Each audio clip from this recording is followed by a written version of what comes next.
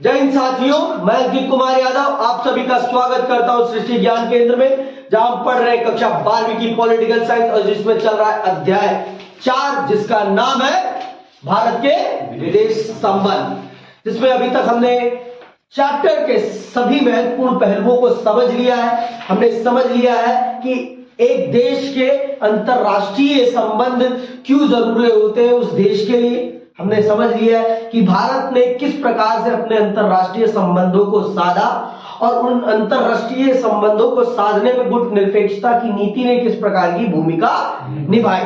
फिर हमने उसके बाद समझा भारत और चीन के साथ चीन के रिश्तों के बारे में, और आज हम चल रहे हैं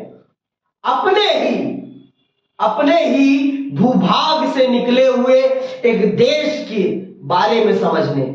आप समझ चुके हैं, मुझे बताने की जरूरत नहीं है, वो है पाकिस्तान।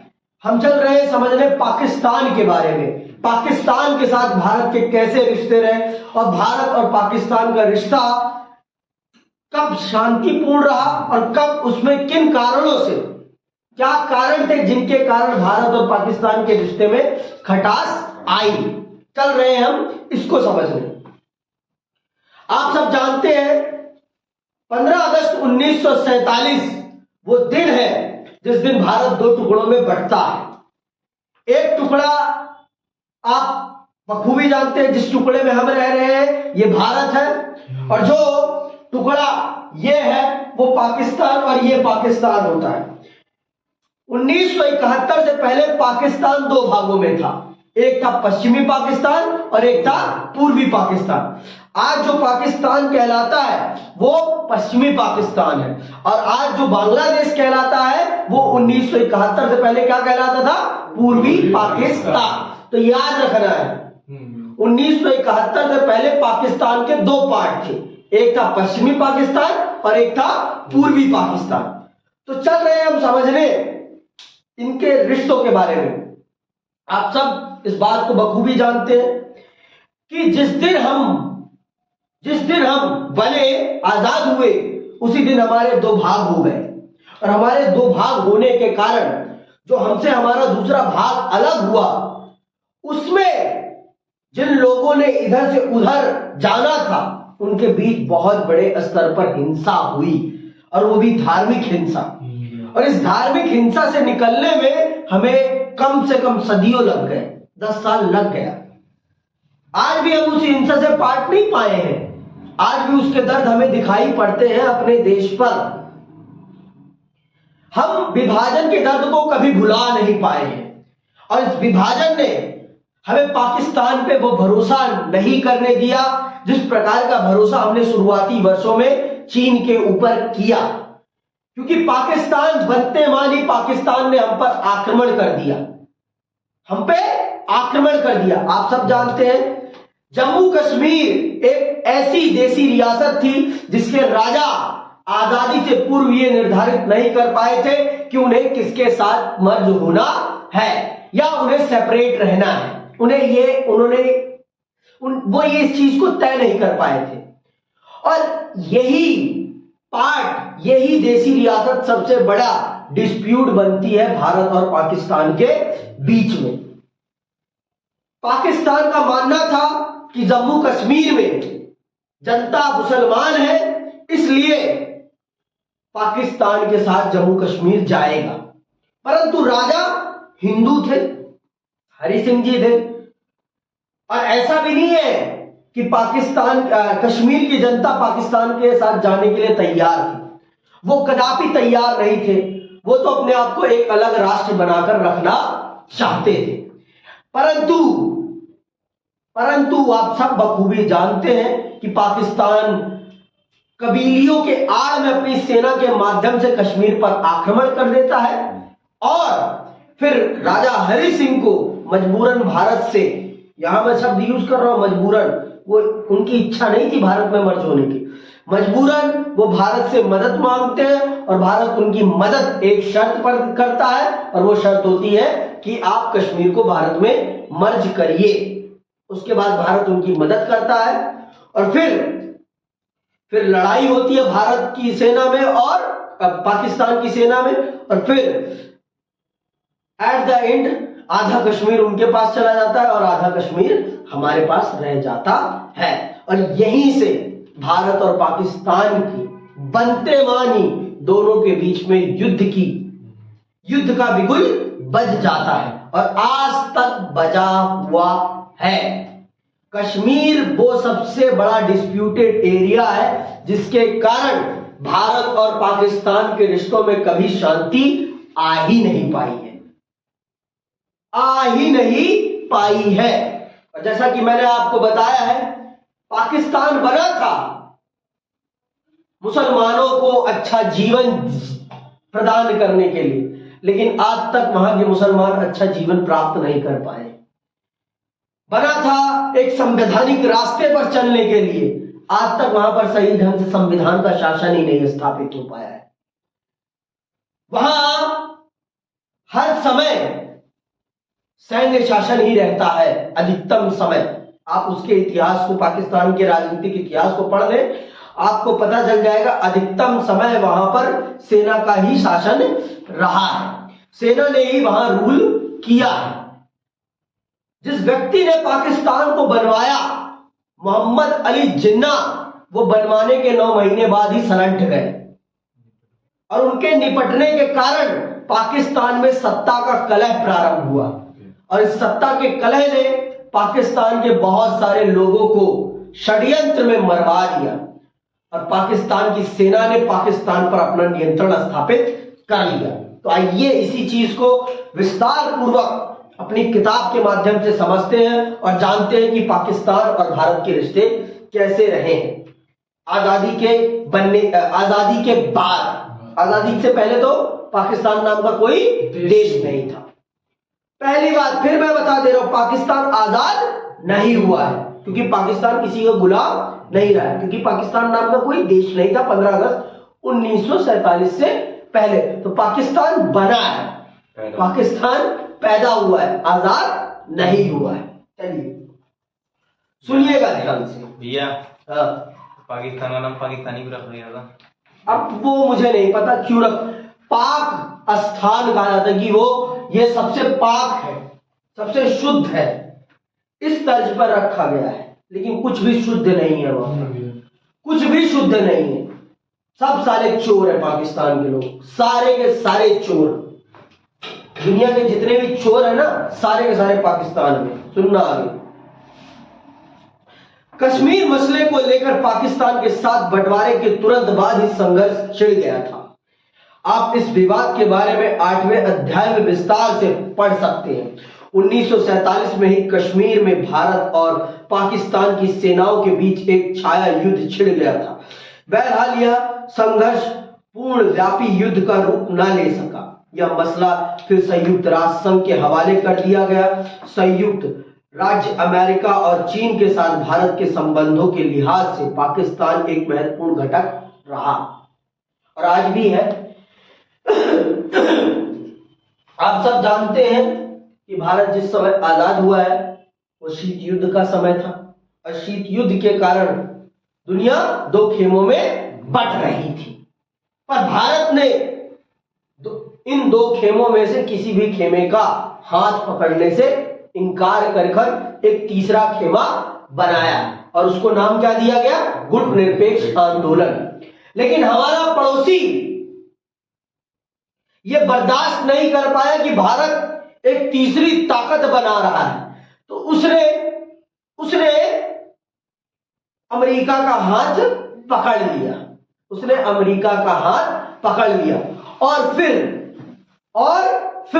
अमेरिका ने हमारे और सोवियत संघ को तोड़ने के लिए पाकिस्तान का प्रयोग करना प्रारंभ किया और आज उसी रूप में चीन पाकिस्तान का प्रयोग कर रहा है।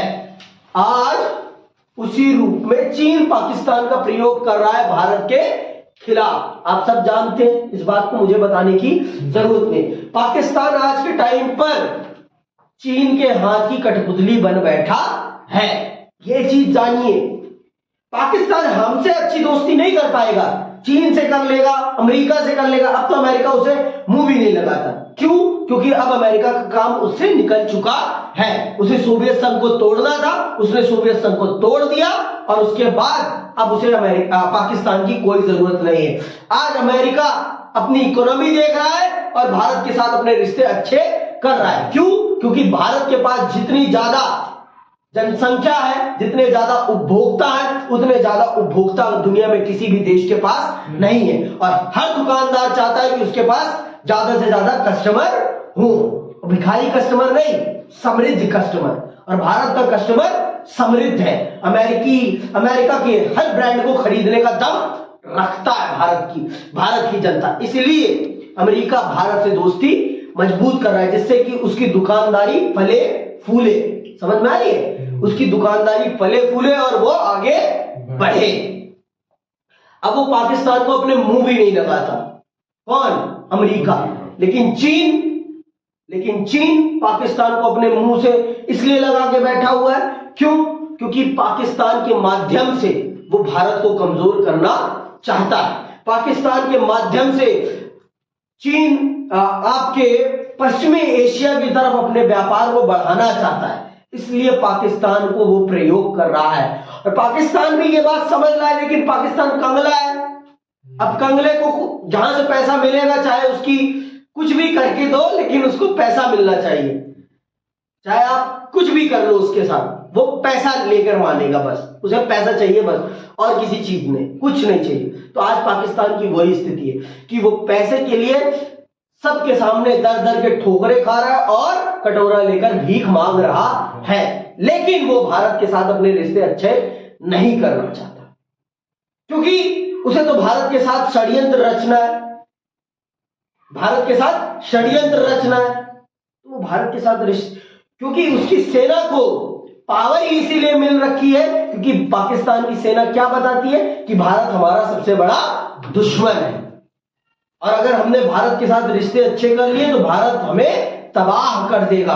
भारत पाकिस्तान को बर्बाद करके उसे अपने में मर्ज कर लेगा।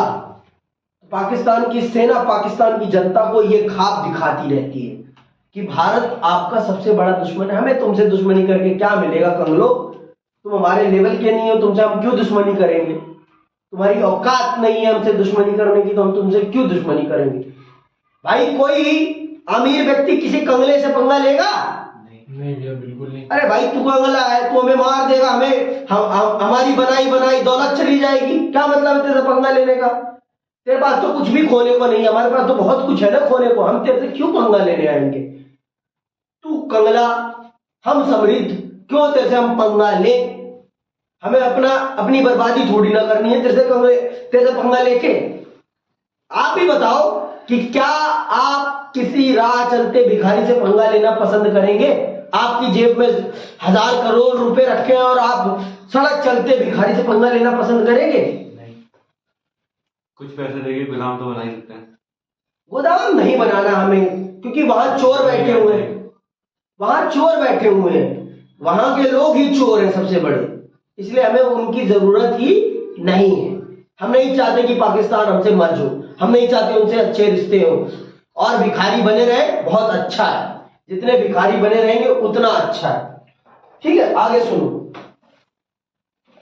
कश्मीर के सवाल पर हुए संघर्ष के बावजूद भारत और पाकिस्तान की सरकारों के बीच सहयोग संबंध कायम हुए। दोनों सरकारों ने मिलजुल कर प्रयास किया कि बंटवारे के समय जो महिलाएं अपराध हुई थी उन्हें अपने परिवार के साथ वापस लौटाया जा सके। विश्व बैंक की मध्यस्थता से नदी जल में हिस्सेदारी को लेकर चला आ रहा एक लंबा विवाद सुलझा लिया गया। नेहरू और जनरल अयूब खान ने सिंधु नदी जल संधि पर 1960 में हस्ताक्षर किए। भारत पाक संबंधों में नरमी गर्मी के बावजूद इस संधि पर ठीक ठाक अमल होता रहा है। अगर हम चाहें तो पाकिस्तान को पानी के लिए तरसा दें, लेकिन हम किसी के पानी को बंद करना सही नहीं समझते। हम एक नैतिक मूल्यों पर चलने वाले देश हैं। पाकिस्तान ने हम पर इतनी बार हमला किया है, हमारी सेना को बहुत बार आघात पहुंचाया, परंतु फिर भी हमने 1960 में हुई सिंधु जल संधि को कभी भी नहीं तोड़ा। हमने सदैव पाकिस्तान को पानी उपलब्ध कराया है। हम चाहे तो नदी का रुख बदल सकते हैं, लेकिन हमने कभी नहीं किया, हमने कभी नहीं किया ये काम, क्योंकि हम मानते हैं कि पानी दुश्मन को भी पिलाना चाहिए, चाहे दुश्मन आपका कितना भी बुरा क्यों ना चाहे, उसे पानी पिलाना चाहिए। तो 1960 में हुई जल संधि, सिंधु जल संधि, पंडित जवाहरलाल नेहरू और जनरल अयूब खान के बीच में वो बरकरार है इतने सारे युद्धों के बाद भी। तो ये बताता है कि भारत अपने वादों से कभी नहीं मुकरता, लेकिन पाकिस्तान एक ऐसा देश है कि वो अपने वादों पे कभी खड़ा नहीं उतरता, वो कभी अपने वादों पे खड़ा नहीं उतरता। ये इस बात का प्रमाण है। आगे सुनिए, बहुत सी नरमी गर्मी पर आगे सुनिए। दोनों देशों के बीच 1965 में कहीं ज्यादा गंभीर किस्म के सैन्य संघर्ष की शुरुआत हुई। आप अगले अध्याय में पढ़ेंगे कि इस वक्त लाल बहादुर शास्त्री भारत के प्रधानमंत्री थे। 1965 के अप्रैल में पाकिस्तान ने गुजरात के कच्छ इलाके में रन में सैनिक हमला बोला। इसके बाद जम्मू कश्मीर में उसने अगस्त सितंबर के महीने में बड़े पैमाने पर हमला किया। पाकिस्तान के नेताओं को उम्मीद थी कि जम्मू कश्मीर की जनता उनका समर्थन करेगी, लेकिन ऐसा नहीं हुआ। कश्मीर के मोर्चे पर पाकिस्तानी सेना की बढ़त को रोकने के लिए प्रधानमंत्री लाल बहादुर शास्त्री ने पंजाब की सीमा की तरफ से जवाबी हमला करने के आदेश दिए। दोनों देशों की सेनाओं के बीच घंघोर लड़ाई हुई और भारत की सेना आगे बढ़ते हुए लाहौर के नजदीक तक पहुंच गई। लाल बहादुर शास्त्री जी के नेतृत्व में भारत ने वो करके दिखाया जो उस समय संभव नहीं था। भारत ने पाकिस्तान के सबसे बड़े शहर लाहौर पर अपना कब्जा कर लिया और फिर मजबूरन पाकिस्तान की सेना को अपने घुटने टेकने पड़े। तो ये लाल बहादुर शास्त्री जी की नेतृत्व कौशल था, जिनको बौना प्रधानमंत्री भी कहते थे लोग, लेकिन उस बौने प्रधानमंत्री ने भारत का ऐसा सीना चौड़ा किया कि आज तक कोई प्रधानमंत्री उतना बढ़िया सीना चौड़ा नहीं कर पाया है भारत का। संसाधन विहीन, भूख से लथपथ भारतीय सेना को उन्होंने अपने जोश, अपने जज्बे से इतना बलवान बनाया कि हम पाकिस्तान की छाती पर जाकर तिरंगा गाड़ कर आए। यूएन के हस्तक्षेप, अमेरिका के हस्तक्षेप के बाद हमने अपनी सेना को लाहौर से पीछे लिया। नहीं तो अगर हम चाहते तो लाहौर को अपने नियंत्रण में कर सकते थे, लेकिन हमने कभी नहीं किया, क्योंकि हमारे उस समय के प्रधानमंत्री बहुत ही शालीन, बहुत ही आदर्शवादी थे। लाल बहादुर शास्त्री जी बहुत ही आदर्शवादी, बहुत बड़े गांधी भक्त थे। उनका मानना था कि लड़ाई सबसे अंतिम विकल्प होना चाहिए किसी भी समस्या के समाधान का। अंतिम विकल्प, समझ में आई बात? वो कभी भी लड़ाई के पक्ष में नहीं थे, लेकिन कहते हैं ना, लातों के भूत बातों से नहीं मानते। तो पाकिस्तान उसी लायक है। जब तक उसके मुंह पे कसीट के 3-4 तमाचे नहीं पड़ते ना, तब तक उसको समझ में नहीं आता कि वो किससे लड़ रहा है। अपने बाप से कभी नहीं लड़ा जाता। बाप कैसा भी हो, बाप ही होता है। और तुम हमसे ही पैदा हुए और हमें आंख दिखाओगे तो कैसे चलेगा भाई? कैसे चलेगा? तुम हमारे उत्तर प्रदेश के बराबर भी नहीं हो। हमारी अगर उत्तर प्रदेश की जनता भी खड़ी हो जाए बॉर्डर पर ना, तो तुम्हें इतना मारेगी तमाचे से कि तुम्हारे गाल लाल हो जाएंगे। हमारी उत्तर प्रदेश की जनसंख्या पाकिस्तान से कई गुना है, 2 गुना तो है, इतना तो पता है मुझे। पूरे रशिया से भी ज्यादा है। तो रशिया क्या है, जनसंख्या के मामले में हम सबसे बड़े हैं आज के टाइम पे। लैंड में ज्यादा है। सुनना ध्यान से, संयुक्त राष्ट्र संघ के हस्तक्षेप से इस लड़ाई का अंत हुआ। बाद में भारतीय प्रधानमंत्री, अंडरलाइन करना, बाद में भारतीय प्रधानमंत्री लाल बहादुर शास्त्री और पाकिस्तान के जनरल अयूब खान के बीच 1966 में ताशकंद समझौता हुआ। तो ताशकंद समझौता किसके किसके बीच में हुआ है? लाल बहादुर शास्त्री और जनरल अयूब खान के बीच में। कब? 1966 में। कहा? ताशकंद। कहां पर हुआ है? ताशकंद, आज के उज्बेकिस्तान में। आज के उज्बेकिस्तान में। और ये समझौता किसने कराया था? लाल बहादुर। ये यूएसएसआर ने कराया था। इस समझौते का नेतृत्व यूएसएसआर ने किया था। सोवियत संघ ने इसमें मध्यस्थ की भूमिका निभाई। हालांकि 1965 की लड़ाई में भारत ने पाकिस्तान को बहुत ज्यादा सैन्य क्षति पहुंचाई, लेकिन इस युद्ध से भारत की कठिन आर्थिक स्थिति पर और ज्यादा बोझ पड़ा। मैंने आपको पहले ही बता दिया है, चाहे आप युद्ध जीते चाहे आप युद्ध हारे, युद्ध आपकी आर्थिक गतिविधियों को सबसे ज्यादा चोट पहुंचाता है। सबसे ज्यादा चोट पहुंचाता है। आपके विकास कामों को ठप करना पड़ जाता है और वो पैसा आपको अपनी सेना पर लगाना पड़ता है। तो पाकिस्तान के साथ हुए इस युद्ध ने भारत को एक गहरी चोट प्रदान करी आर्थिक रूप से। उससे पहले चीन से भी हम लड़ चुके थे और फिर 65 का युद्ध हो गया, तो हमारी जो बड़ी बड़ी विकास परियोजनाएं थी उन पे लगने वाले पैसे को हमें वापस करके इस युद्ध में अपनी सेना को मजबूत करने पर लगाना पड़ा। तो ये सारी चीजें थी। 1962 चीन युद्ध के बाद हमने अपनी सेना पर बहुत पैसा लगाया, सेना को अपग्रेड करने पे पैसा लगाया और हमारे विकास कार्यक्रमों में बहुत ज्यादा लेट हुई। इसीलिए हमारे विकास कार्यक्रम बहुत ज्यादा लेट हुए। इसीलिए मैं कहता हूं एक युद्ध 10 साल के विकास का पैसा ले जाता है। 10 साल के विकास का पैसा आपका युद्ध ले जाता है। इसीलिए अगर आप चाहते हैं कि देश प्रगति करे आर्थिक तौर पर, तो कभी मत चाहो कि युद्ध हो, कभी मत चाहो कि युद्ध हो, क्योंकि युद्ध आपकी आर्थिक रीढ़ को तोड़ देता है। बीमारी भी जब घर में आती है तो वो आर्थिक रीढ़ को तोड़ देती है। कोरोना आया तो हमारे देश की आर्थिक रीढ़ टूटी कि नहीं टूटी? बहुत टूटी। अगर कोरोना नहीं आया होता तो आज हम और कहीं होते, आज टेक्नोलॉजी और कहीं होती और हम भी कहीं और होते, लेकिन हम नहीं कर। हमारे 20 साल के विकास पे लगने वाले पैसे को हमें अपने हेल्थ सेक्टर में डालना पड़ा। और अगर वो पैसा हेल्थ सेक्टर में ना जाकर इंडस्ट्रियल सेक्टर में जाता तो रोजगार और होता, रोजगार और होता। समझ में आई बात? तो ये सारी चीजें हैं। तो 1965 के युद्ध में जो संधि हुई, उस संधि को किस नाम से जाना जाता है? ताशकंद संधि के नाम से जाना जाता है। और ये किसके किसके बीच में हुई है? जनरल अयूब खान और भारत के यशस्वी प्रधानमंत्री लाल बहादुर शास्त्री जी के बीच में हुई है। और इसी समझौते के दौरान लाल बहादुर शास्त्री जी की मृत्यु हो जाती है। आज तक नहीं पता चल पाया है कि उनकी मृत्यु किन कारणों से हुई है। उनकी मृत्यु किन कारणों से हुई है?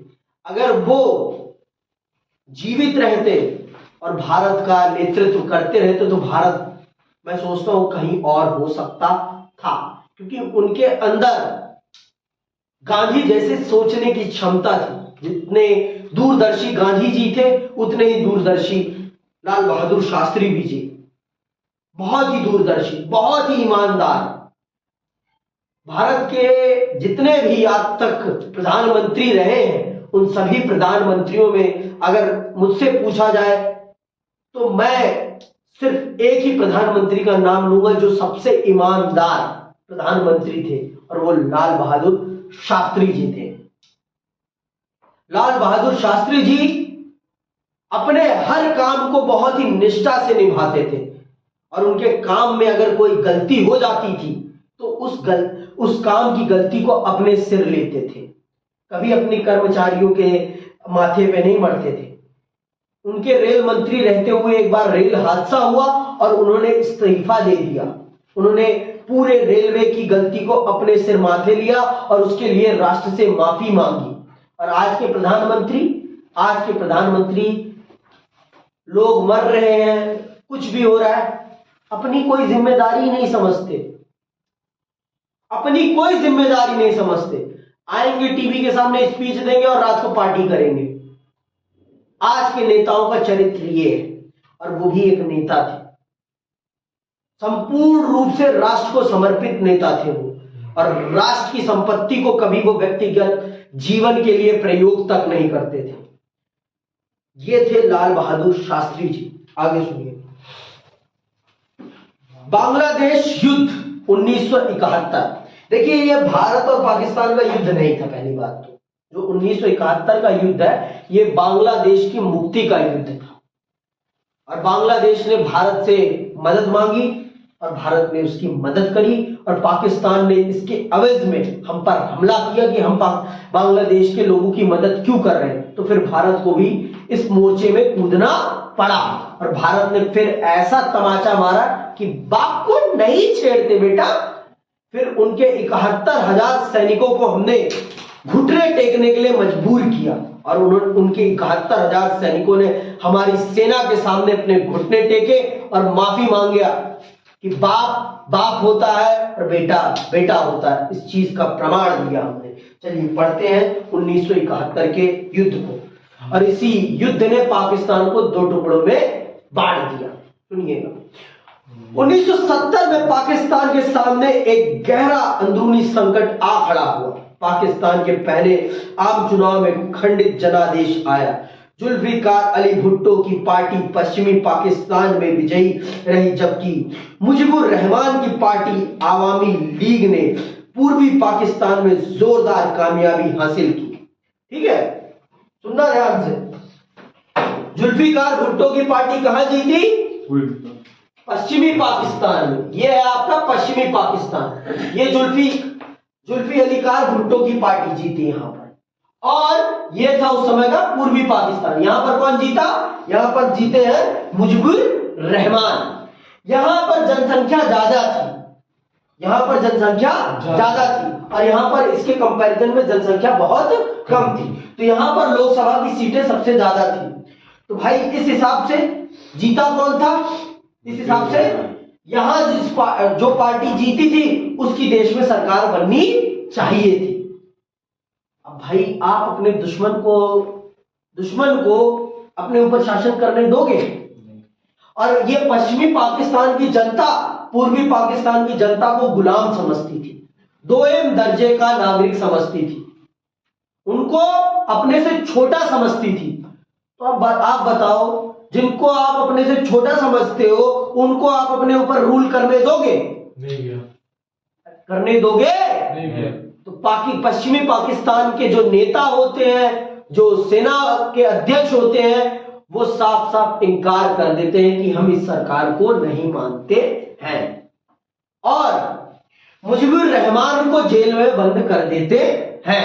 और मुजीबुर रहमान को जब जेल में बंद करते हैं तो पूर्वी पाकिस्तान की जनता उबल उठती है और वो विद्रोह कर देती है।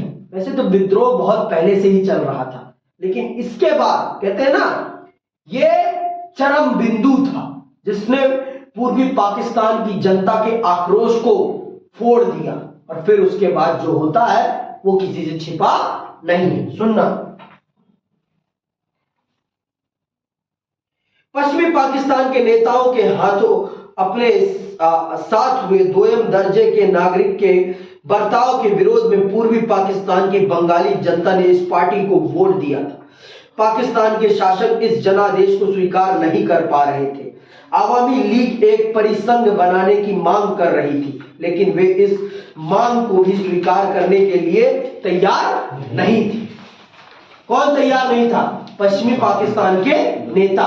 वो किसी भी तौर पर अपनी ताकत को पूर्वी पाकिस्तान की पार्टी के साथ शेयर करना नहीं चाहते थे। वो किसी भी रूप में पूर्वी पाकिस्तान की पार्टी आवामी लीग या मुजीबुर रहमान को सत्ता में नहीं देखना चाहते थे।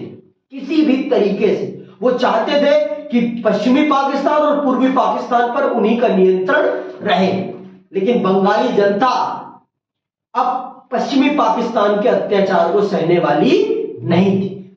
आगे सुनो, इसकी जगह पाकिस्तानी सेना ने 1971 में शेख मुजीब को गिरफ्तार कर लिया और पूर्वी पाकिस्तान के लोगों पर जुल्म ढाने शुरू किए। जवाब में पूर्वी पाकिस्तान की जनता ने अपने इलाके यानी मौजूदा बांग्लादेश की पाकिस्तान से मुक्त कराने के लिए संघर्ष छेड़ दिया। 1971 में पूरे साल भारत को 81 लाख शरणार्थियों का बोझ वहन करना पड़ा। 80 लाख शरणार्थियों का बोझ वहन करना पड़ा। हम भी इतने अच्छे नहीं थे आर्थिक रूप से कि हम 80 लाख लोगों को अपने देश में बिठाकर खिला सके, तो अब हमें मजबूरन उस मामले में इंटरफेयर करना पड़ेगा कि वहां बांग्लादेश की जनता भारत में घुस रही थी पाकिस्तानी सेना के अत्याचार से बचने के लिए। अब आप ही बताओ कि क्या हम 80 लाख लोगों को अपने घर में बिना कुछ बोले खिलाते रहेंगे या उन्हें उनके घर वापस जाने में मदद करने का प्रयास करेंगे? घर जाने में, क्योंकि भाई हम भी इतने केपेबल नहीं थे उस टाइम, हमारी भी आर्थिक दशा बहुत अच्छी नहीं थी कि हम 80 लाख लोगों का रहना खाना रोजगार सब उपलब्ध करा पाए। तो हमने भैया कहा कि हम तुम्हारी इस समस्या में तुम्हारी मदद करने के लिए तैयार हैं। तो हमारी सेना ने, हमारी सरकार ने बांग्लादेश की जनता की मदद करी बांग्लादेश बनवाने में। सुनिएगा ध्यान से भाई, मजबूरी हो गई थी हमारे ऊपर। तो आगे सुनो। ये शरणार्थी पूर्वी पाकिस्तान से भागकर भारत के नजदीकी इलाकों में शरण लिए हुए थे। भारत ने बांग्लादेश के मुक्ति संग्राम को नैतिक समर्थन और भौतिक सहायता दी। पाकिस्तान ने आरोप लगाया कि भारत उसे तोड़ने की साजिश कर रहा है। भाई आप तोड़ने की साजिश नहीं कर रहे थे, आप टूट चुके थे पहले ही, क्योंकि आपकी जनता, आपकी खुद की जनता आपके अत्याचारों से परेशान थी और वो मजबूरन हमारे पास आकर मदद मांग रही थी। और मदद मांगने वाले की मदद ना करना भारत ने कभी सीखा ही नहीं था। और भारत ने फिर उनकी मदद करी, उन्हें उनका देश दिलाने में। तो क्या हमने कुछ गलत किया? नहीं। गलत किया नहीं भैया। भाई आपके दरवाजे पर कोई मजबूर व्यक्ति आएगा मदद मांगने, तो आप उसकी मदद नहीं कराओगे उसके घर दिलाने में? दिलाओगे, स्वाभाविक सी बात है। तो हमने भी वही किया। हमने भी पाकिस्तान की जनता को पाकिस्तान का घर, बांग्लादेश की जनता को बांग्लादेश का घर दिलाने में मदद की।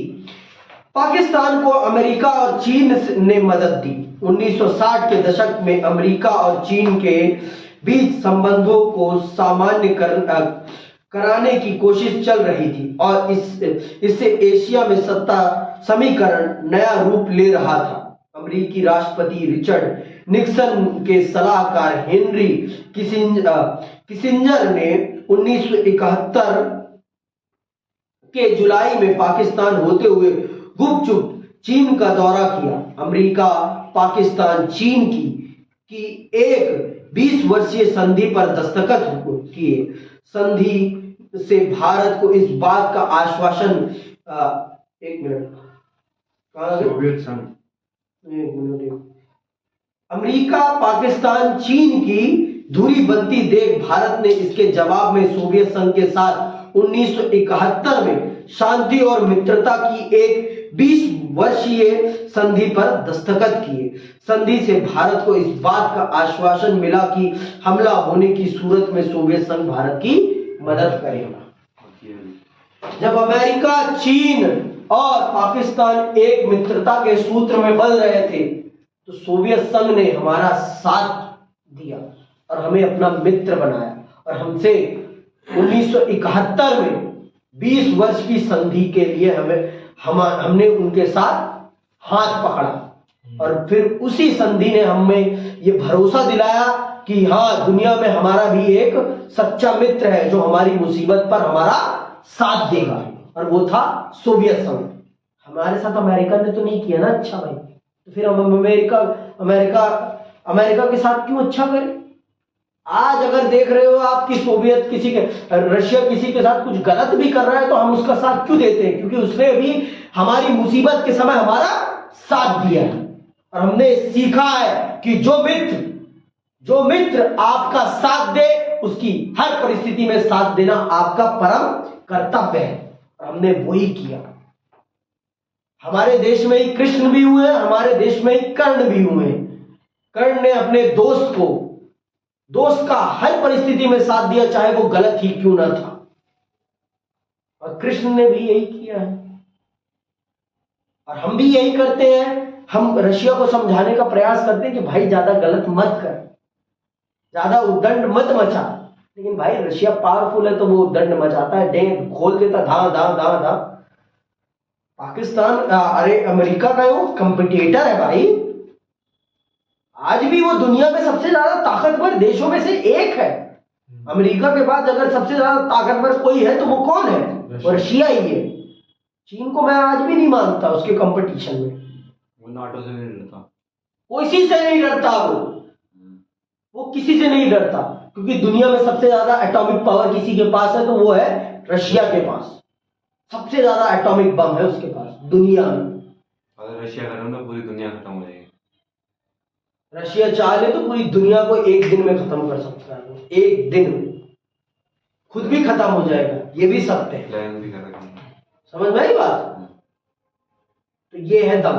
तो रशिया ने जब हमसे हमारी दोस्ती की तो हमने भी पूरे सामर्थ्य के साथ कहा चलो बेटा आप देखते हैं। इसी में हुई थी उनकी जो संधि हुई थी द्विपक्षीय। किसकी? सोवियत संघ और भारत की। हाँ तो यही तो है, जिसमें हस्ताक्षर हुए थे। हाँ 20 साल की हुई तो ये 1971 में तो 20 साल की द्विपक्षीय संधि हो रही है कि 20 सालों तक हम दोनों मित्र बने रहेंगे, और मैं भी तुम्हारा हर प्रकार से साथ दूंगा, तुम भी मेरा हर प्रकार से साथ देना। और इसी संधि के बाद भारत ने फिर अपनी सेना को आजाद किया कि जाओ अब मचाओ तांडव, हम भी नहीं रोकेंगे, उखाड़ फेंको पाकिस्तान की सेना को। और भारत की सेना ने फिर जो तांडव मचाया, शंकर जी का नाम लेकर फिर शंकर रूप दिखाया, फिर पाकिस्तान की सेना घुटनों पर आ गई। देखो सेना का तांडव अच्छा नहीं है, लेकिन कहते हैं ना मजबूरी आने पर, कहते हैं लातों के भूत बातों से नहीं मानते। पाकिस्तान वही है, जब तक वो लात खाता नहीं है तब तक वो बात मानता नहीं है, और लात खाते मानी सुधर जाता है, लात खाते मानी सुधर जाता है, और यहां यही होता है। सुनना,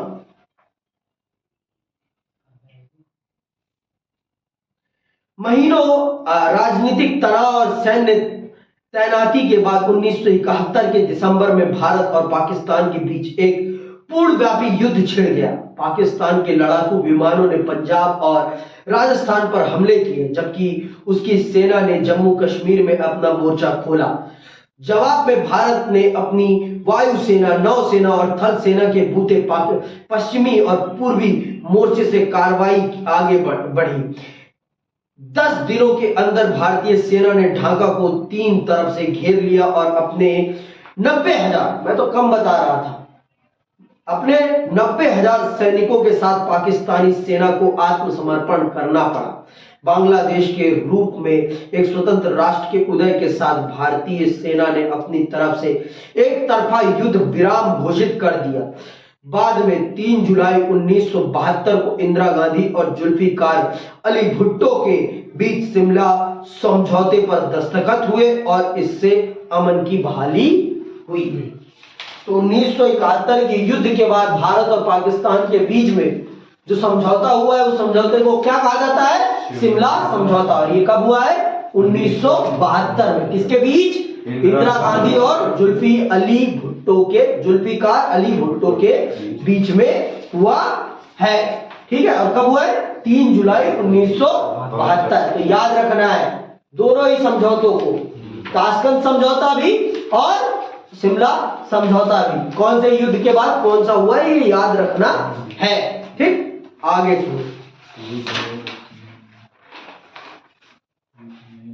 ठीक है, युद्ध में इस निर्णायक जीत से देश में उत्साह की लहर दौड़ गई थी। अधिकांश भारतीयों ने इसे गौरव की घड़ी के रूप में देखा और माना कि भारत का सैन्य पराक्रम प्रबल हुआ है। आप अगले अध्याय में पढ़ेंगे कि इंदिरा गांधी इस वक्त भारत की प्रधानमंत्री थी। 1971 के लोकसभा चुनाव में उन्हें विजय मिली थी। 1971 की जंग के बाद इंदिरा गांधी की लोकप्रियता को 4 चांद लग गए। इस युद्ध के बाद अधिकतर राज्यों में विधानसभा के चुनाव हुए और अनेक राज्यों में कांग्रेस पार्टी बड़े बहुमत से जीती। भारत ने अपने सीमित संसाधनों के साथ नियोजित विकास की शुरुआत की थी। पड़ोसी देशों के साथ संघर्ष के कारण पंचवर्षीय योजना पटरी से उतर गई। 1962 के बाद भारत को अपने सीमित संसाधन खास तौर में रक्षा क्षेत्र में लगाने पड़े। भारत को अपने सैन्य ढांचे का आधुनिकीकरण करना पड़ा। 1962 में रक्षा उत्पाद विभाग और 1965 में रक्षा आपूर्ति विभाग की स्थापना हुई। तीसरी पंचवर्षीय योजना 1961 से 66 पर असर पड़ा और इसके बाद लगातार तीन एक वर्षीय योजना पर अमल हुआ। चौथी पंचवर्षीय योजना कब स्टार्ट हुई? 1969 में ही शुरू हो सकी। युद्ध के बाद भारत का रक्षा व्यय बहुत ज्यादा बढ़ गया। तो आप देख लीजिए, हमारे रक्षा व्यय के कारण हमारे देश की आर्थिक गतिविधियों पे बहुत बड़ा असर पड़ा, बहुत बड़ा असर पड़ा। ये जान लीजिए, अगर ये युद्ध नहीं होते तो हमारा रक्षा व्यय भी इतना नहीं बढ़ता। और 1971 के युद्ध के बाद इंदिरा गांधी एक पावरफुल नेता के रूप में उभरी, इतनी बड़ी उभरी कि फिर उनका कोई मुकाबला नहीं कर सका। चलिए अब प्रारंभ करते हैं भारत की परमाणु नीति के बारे में। जानते हैं परमाणु नीति भारत की क्या रही है? देखो, आप सबको सब कुछ पता है, फिर भी मैं एक बार प्रकाश डाल देता हूं क्योंकि सोच नहीं पाते आप लोग। आप सब जानते हैं जो ये शीत युद्ध हो रहा था, ये क्या युद्ध था? शक्ति संघर्ष था और कुछ नहीं था। अपने आप को दुनिया की सबसे बड़ी ताकत दिखाने का युद्ध था। और इस युद्ध में केंद्र में था परमाणु हथियार। अमेरिका के पास परमाणु हथियार था। उसी के एवज में अमेरिका ने हिरोशिमा और नागासाकी को बर्बाद किया दूसरे विश्व युद्ध में। और इसी दूसरे विश्व युद्ध में परमाणु हथियार के प्रयोग ने यूएसएसआर को यह सोचने के लिए मजबूर किया कि अमेरिका शक्ति संघर्ष कर रहा है, ताकत दिखा रहा है, अपनी ताकत का प्रदर्शन कर रहा है। उस समय दोनों ही ताकतें थी, ये एक ही ग्रुप में थे। ये दोनों ही मित्र राष्ट्र के देश थे।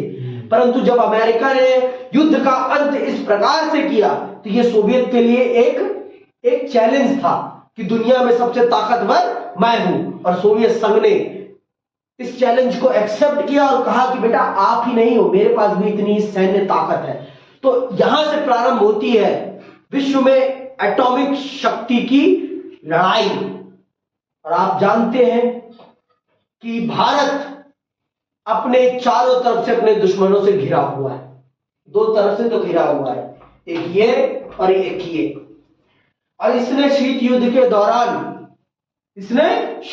के दौरान अमेरिका के पांव पर अपना सर रख दिया था, जिस कारण से भारत को अपनी सुरक्षा को मजबूत करने के लिए बहुत जरूरी था काम करना। चीन का 1962 में भारत पर आक्रमण कर देना भारत के लिए एक सबसे बड़ा सबक था कि भारत को अपनी सुरक्षा को मजबूत करने के लिए काम करना चाहिए। फिर उसके बाद परमाणु शक्ति पर काम पहले भी चल रहा था, लेकिन इसके बाद परमाणु शक्ति को बनाने के लिए भारत सरकार ने पूरा प्रोत्साहन दिया भारत के वैज्ञानिकों ने। और भारत के वैज्ञानिकों ने वो कर दिखाया जिसकी दुनिया को कभी उम्मीद नहीं थी। और भारत ने कहा कि हम जो ये परमाणु शक्ति प्राप्त कर रहे हैं, इस परमाणु शक्ति से हमारा किसी को अपनी ताकत दिखाना नहीं है। ये हमने अपनी सुरक्षा के लिए और अपने देश के विकास के लिए हमने ये शक्ति प्राप्त करी है। और हम कभी भी इसका प्रथम प्रयोग नहीं करेंगे किसी के खिलाफ। तो सुनिए, आइए समझते हैं भारत की परमाणु नीति के बारे में। इस दौर की एक खास बात थी भारत का परमाणु विस्फोट। भारत ने 1974 के मई में परमाणु परीक्षण किया। तेज गति से आधुनिक भारत के निर्माण के लिए नेहरू ने हमेशा विज्ञान और प्रौद्योगिकी पर अमल विश्वास जताया था। यह नेहरू जी का ही विजन था कि भारत एक परमाणु राष्ट्र संपन्न ताकत बने। नेहरू जी ने ही भारत के वैज्ञानिकों को होमी जहांगीर बाबा को प्रोत्साहित किया।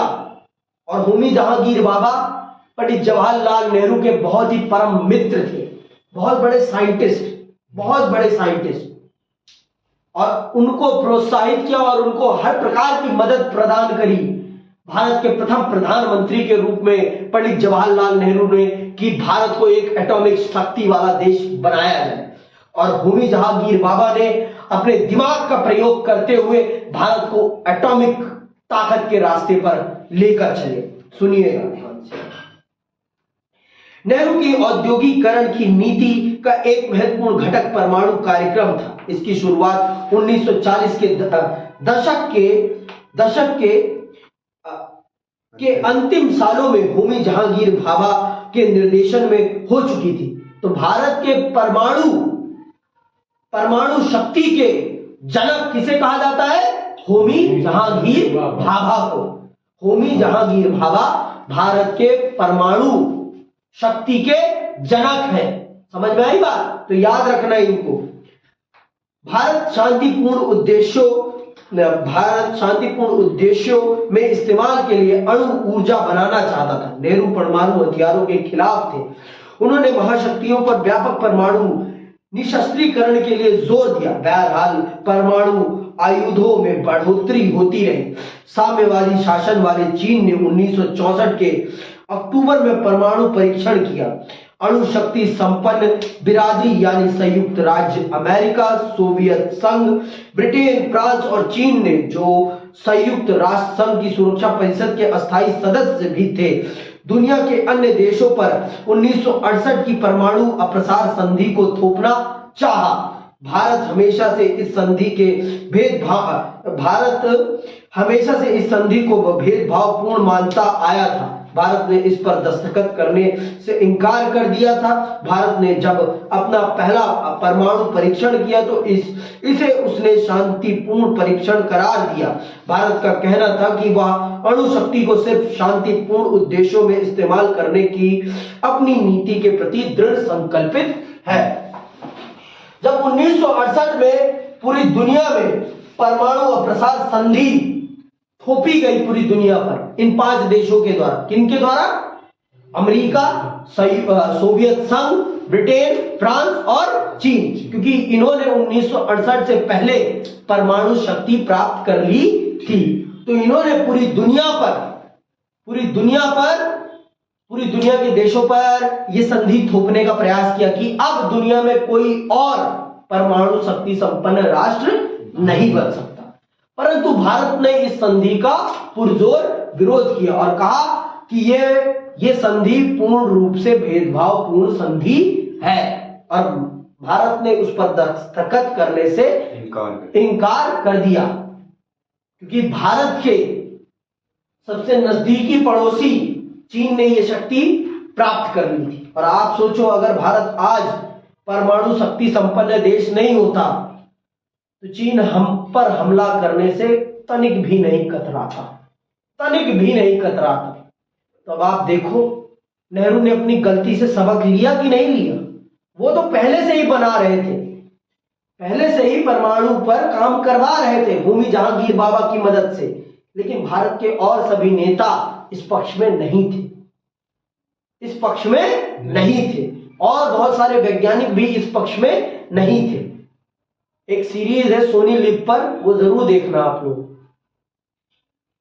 वो देख लोगे तो आपको पता चल जाएगा भारत की एटॉमिक पावर के बारे में। भारत की एटॉमिक पावर की पूरी कहानी आपको पता चल जाएगी। हाँ, रॉकेटरी, ठीक है, वो देख लेना आप लोग। तो और अमेरिका का भी पूरी दुनिया पर दबाव था कि कोई और इस चीज को ना कर पाए, कोई और इस ताकत में ना आ पाए। पर भारत ने फिर भी 1974 में वो करके दिखाया जो पूरी दुनिया भारत से उम्मीद भी नहीं करती थी। भारत ने पहला एटॉमिक परीक्षण किया और भारत उसमें सफल रहा, और भारत ने पूरी दुनिया को बता दिया कि हम में भी क्षमता है विश्व की संपूर्ण ताकत को प्राप्त करने का। और भारत ने वो कर दिखाया जो किसी को उम्मीद नहीं थी। समझ में आई बात? तो इसके बाद पूरी दुनिया भारत का लोहा मानने लगी, भारत भी कुछ है। आज जो हम स्पेस प्रोग्राम करते हैं, इस स्पेस प्रोग्रामों को करने के पीछे ये भी एक संकेत देना होता है पूरी दुनिया को कि हम में भी क्षमता है आपके कंधे से कंधा मिलाकर मुकाबला करने का। तो हमें अंडर एस्टिमेट मत करना, हमें कमजोर मत समझना, हमें कमजोर मत समझना और हम पर कभी हमला करने के प्रयास भी मत करना। पूरी दुनिया को हमने सचेत किया है अपनी इन ताकतों के माध्यम से, और इन ताकतों को बनाने में पंडित नेहरू का कितना बड़ा योगदान है ये आप पढ़ रहे हैं अभी, ये आप पढ़ रहे हैं। अब आप खुद निर्धारित करना कि नेहरू ने इस देश को बनाया है या इस देश को बर्बाद किया है, मुझे बताने की जरूरत नहीं है। आप खुद सोचें, खुद समझें और खुद विचार करके खुद इस दुनिया को बताएं कि पंडित नेहरू ने बनाया है इस देश को कि बर्बाद किया है इस देश को। आगे सुनिए।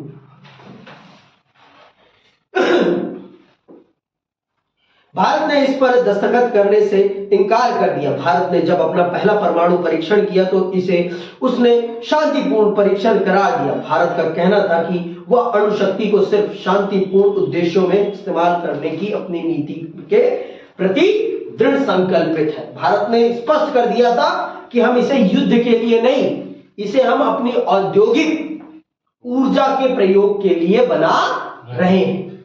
हम ऊर्जा के लिए, ऊर्जा मतलब पावर के लिए, अपनी इलेक्ट्रिक पावर की जरूरतों को पूरा करने के लिए हम अणु शक्ति का निर्माण कर रहे हैं, ना कि युद्ध के लिए। आगे सुनिए।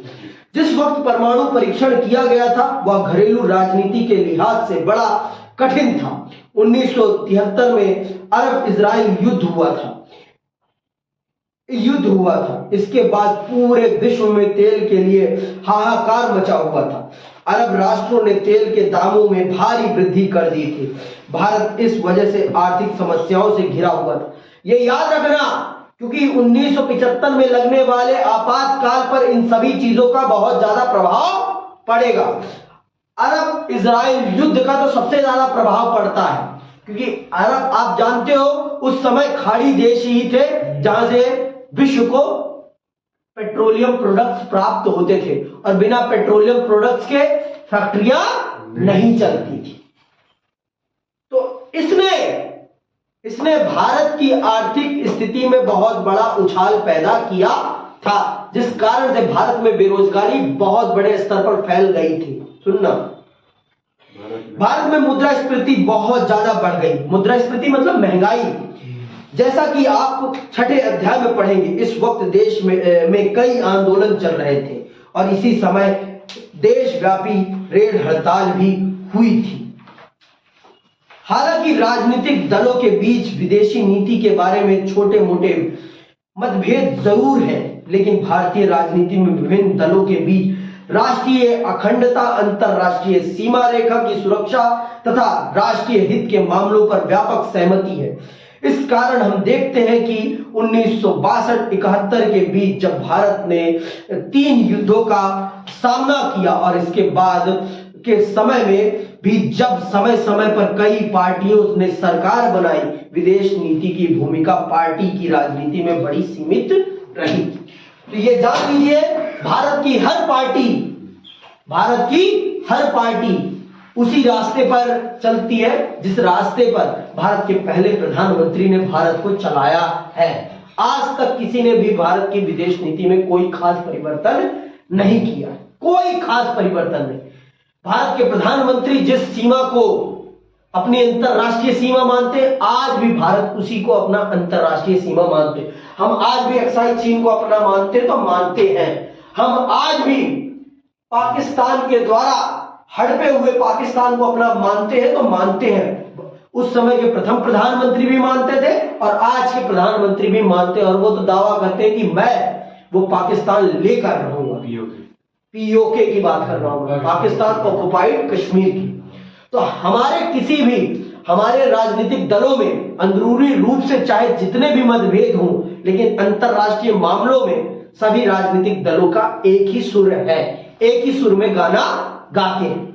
सबके लिए भारत की अखंडता, एकता वही है जो कांग्रेस के लिए है, वही भाजपा के लिए भी है। भाजपा ने आज भी कांग्रेस के द्वारा अपनाई गई अंतरराष्ट्रीय नीतियों में कोई परिवर्तन नहीं किया है, कोई परिवर्तन नहीं किया है। और भारत ने कांग्रेस के शासन में जिन देशों को अपना दोस्त बनाया है, उन्हीं देशों के साथ आज माननीय प्रधानमंत्री भी बहुत बहुत मजबूती के साथ कंधे से कंधा मिलाकर खड़े हो रहे हैं, किसी और के साथ नहीं। समझ में आई बात? जिनको हमने उस समय भी दुश्मन माना था, आज भी हम उनको दुश्मन ही मानते हैं। पहली बात तो हम प्रयास करते हैं कि दुनिया में किसी भी देश को अपना दुश्मन ना माने, लेकिन जो हमसे दुश्मनी करना चाहता है तो फिर उसका क्या करा जा सकता है? समझ में आई बात? तो ये थी हमारी परमाणु नीति, और हम अपनी परमाणु नीति पर पूर्ण रूप से दृढ़ संकल्पित होकर खड़े थे। ये देखो, ये चैप्टर आगे की राजनीति पर हमारे प्रभाव डालेंगे। 1971 का चुनाव, 1971 का युद्ध, इंदिरा गांधी की छवि निर्माण, ये सारी चीजें होंगी अभी। ठीक है, अब अगला चैप्टर हम पढ़ेंगे और बहुत ही विस्तार पूर्वक समझेंगे। और आज के लिए बस यही हम समाप्त करते हैं। जय हिंद, जय भारत।